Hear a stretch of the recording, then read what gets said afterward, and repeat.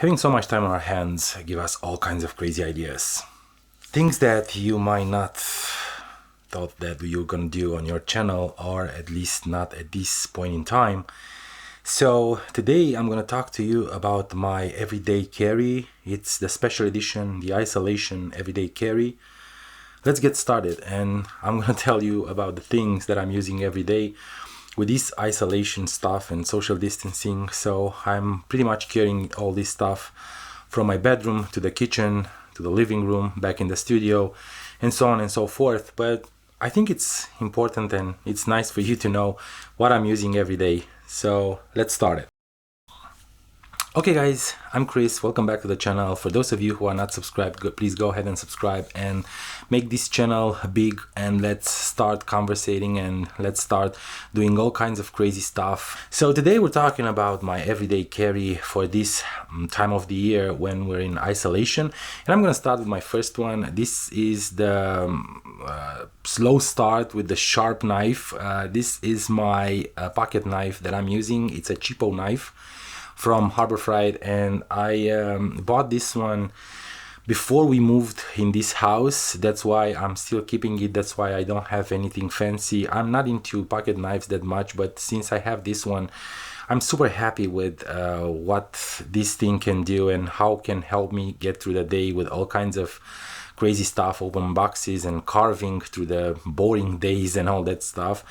But this one has a special place in my heart because it helped me do all the boxes and undo the boxes when we moved here. So that's why I'm keeping it. I'm clipping it on everything that I'm wearing, all kinds of pants, from jeans to jogging pants and sweatpants and everything. So it's very nice having this metal clip here. It's super sturdy. Like I said, it was $5 at Harbor Freight. It's a very good knife. It has a semi-serrated blade that you can use to cut small pieces of wood or cables or stuff like that. Nonetheless, this is what I'm using in terms of a pocket blade, a pocket knife. Now for the next one, it's kind of embarrassing, but I'm gonna show you nonetheless. This is my wallet.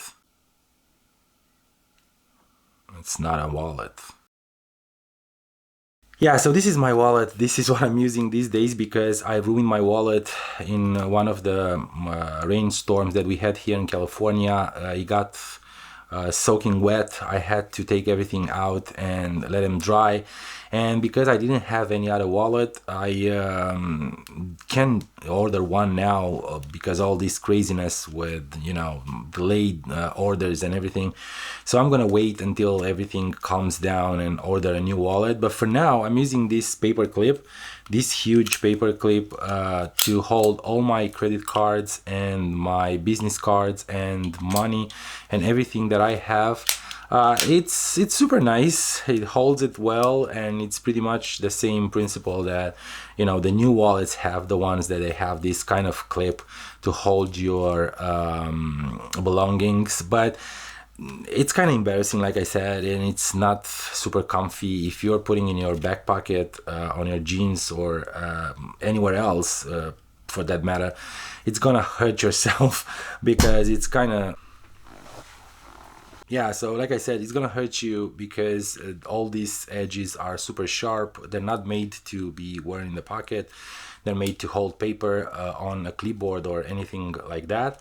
So this is my wallet for now. I will probably update if I'm getting something fancier, something that you guys are probably having already.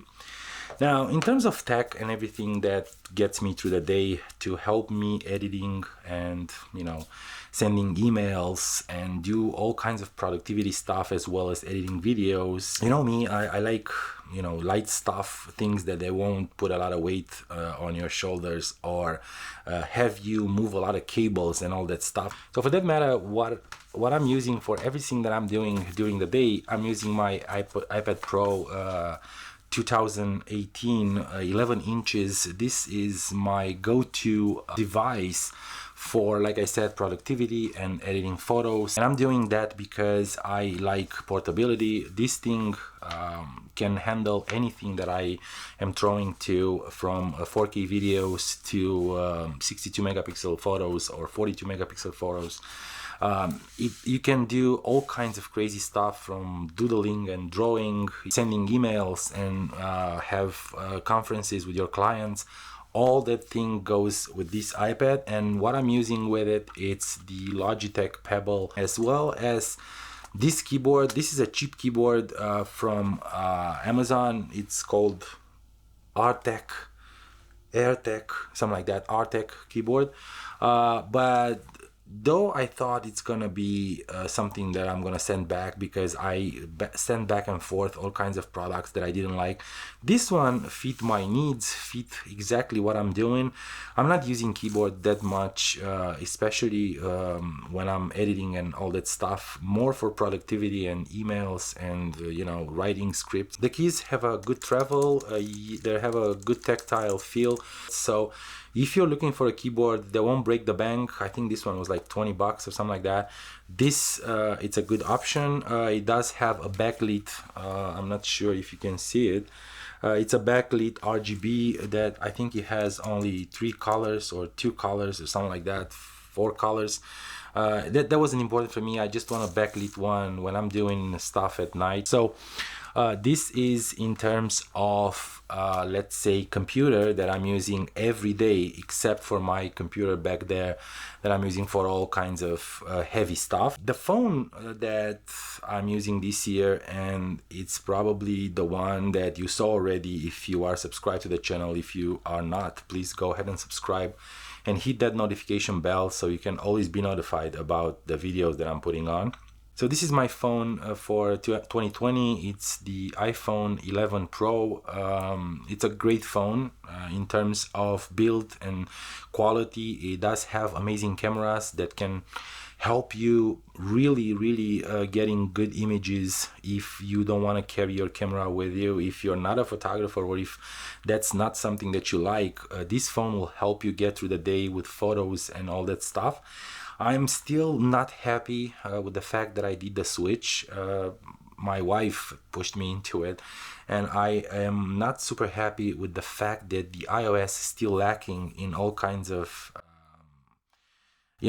small things that you are used to. And being an Android user for 8-9 years, I am pretty used with all kinds of stuff. One of them, it's the fact that I can put widgets anywhere on the phone. I heard that they're coming in the iOS 14 and the iPad OS 14, but for now you can't, and that kind of bothers me. And there's so many things. I'll probably talk in a different video, but this is my phone for 2020. The next device, it's one that pairs the last two. They're the iPads Pro 2019. I bought them when they were released because I thought that I'm gonna have everything Apple for this year at least. Like I said, I've been pushed towards that, and I want to have the entire ecosystem that will help me connect everything fast and work fast. My workflow will be improved, and it actually was. I'm gonna talk about that in another video as well, because it seems important for those of you who are trying to switch from Windows to Apple, or just combine the both of them like I do. My computer, it's a Windows PC that I recently built. So yeah, this is the AirPods Pro. The quality, the sound quality, it's not bad. It's not audiophile quality. It's not amazing. They don't have the bass that I wanted to. That's why I am usually using my AKGs, the Bluetooth headphones, over the phone headphones that I have. So those are totally different. But this one's, in terms of portability and taking calls, doing conference calls, and just consuming media on your iPad, they're pretty good. I like the fact that the battery holds a lot, and you probably go through 2-3 days depending on how many hours you're using them during the day, but they actually hold a lot. The case charged them pretty good, like 2-3 times, and like 4 or 5 hours of continuous using. That's pretty well.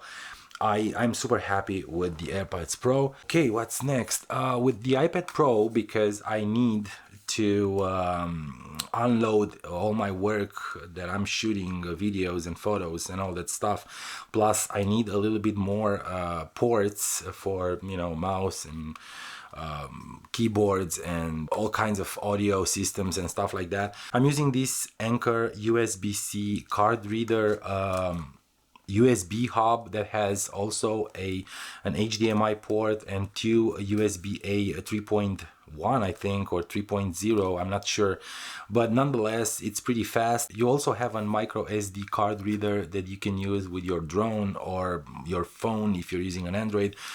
This thing is great. It's not super expensive and it's pretty fast, the USB-C connection, and goes with the MacBook Pro, the iPad Pro. You can use it with all kinds of devices, so that's a great addition. I bought it, I think, just right after I bought my MacBook Pro, to have that thing all together and you know, help me get through the day without carrying all kinds of cables and dongles and all that stuff. Now, because my iPad doesn't have much storage, only 256 gigabytes, and these videos and photos are getting larger and larger, the files are bigger and bigger every day, I need to use a hard drive.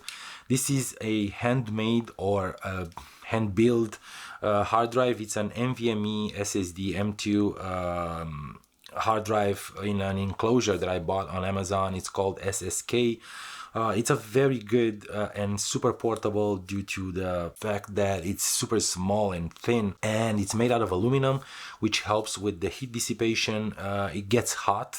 You should know that if you're thinking about buying one. Full disclaimer, I'm not always editing on it, but when I did, I didn't encounter any slowing down or anything, like any problems with the heat, but it does very, very hot, almost hot to touch, and hazardous to touch. But I do like it because it's an USB-C and I can easily connect that with every other gadget that I have, because I'm using USB-C most of the time on everything that I'm using. Now, because I'm a photographer, I left the item that it's dear to me the most and the one that I using every day with joy, and I'm happy to use it because I feel like if I'm not shooting a photo a day, I'm losing a lot. So this is the camera of choice and the lens of choice. It's the Fujifilm X Pro 2, the new to me Fujifilm X Pro 2, along with the 27mm f2.8. They actually pair very well. It looks like an old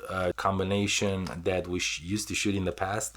The quality that comes out of it, it's beautiful. I love to shoot acros these days, and I'm gonna have a separate video telling you what I'm gonna do for this, you know, the entire isolation time and how I'm gonna shoot photos. I'm gonna probably give you a challenge to do the same thing if you want to, but that's for a different video. This combo, it's very, very nice for shooting family stuff, for going outside and shooting, you know, documentary stuff, like showing the world how it was in a few years and how this COVID-19 affected us all, and the isolation and the social distancing. I really, really love the camera, and I love the lens and how they fit together. You can literally pocket them if you have big pockets, and that doesn't mean rich, it means big pockets. So guys, this is pretty much it. This is everything that I'm using. I also have in the photo my glasses. I don't have it with me right now because they're downstairs. They're not something expensive or something amazing. They're just things that are helping me, and I'm crazy with polarization. I like to polarize everything because I like contrasts and clarity. Those are Pro 14, that's how they're called. They have a TR90, I think, in terms of polarization, which helps me a lot when I'm driving and also when I'm going outside. The sun in California, it's super powerful, and you need to cut through that haze all the time that is around here. So this is pretty much it. This is my EDC, my everyday carry isolation edition. That's what I'm using every day. I hope that you guys enjoy the video. I hope you are safe, and please stay safe and stay at home. You need to respect the laws and respect the new rules that they're throwing to us, because they're meant to protect us and protect others. And I will definitely see you in the next one.